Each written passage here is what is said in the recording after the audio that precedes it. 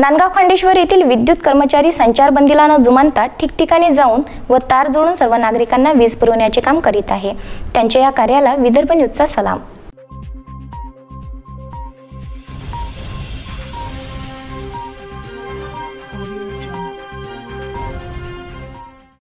नांदगाव खंडेश्वर उपविभाग महावितरण अंतर्गत Rampur ag feeder व मंगरूळ चव्हाळा गावठाण तसेच सालोट गावठाणचे विद्युत वाहिनीवरील महावितरणचे अधिकारी कर्मचारी प्रतीक ढवळे, कनिष्ठ अभियंता अमोल पवार, तंत्रज्ञ संतोष शेगोकार, प्रधान तंत्रज्ञ विजय सावंत, प्रधान तंत्रज्ञ मनोज सोनोने, ब्रह्मस्त्रोत कर्मचारी पंधरे यांनी महावितरणचा विद्युत पुरवठा खंडित होणार नाही या आव्हानाला पूर्ण केले। यावरून महावितरण अधिकारी कर्मचारी हे वीज सेवा कोरोनासारख्या संकटात लोकांना देत आहे।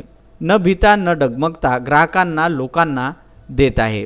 एवढ्या गर्मीमध्ये लोकांना लाईन शिवाय घरी राहणे शक्य नसते। त्यात मोबाईल, पंखा, टीव्ही व इतर कामाकरिता विद्युत पुरवठा जीवनावश्यक झालेला आहे।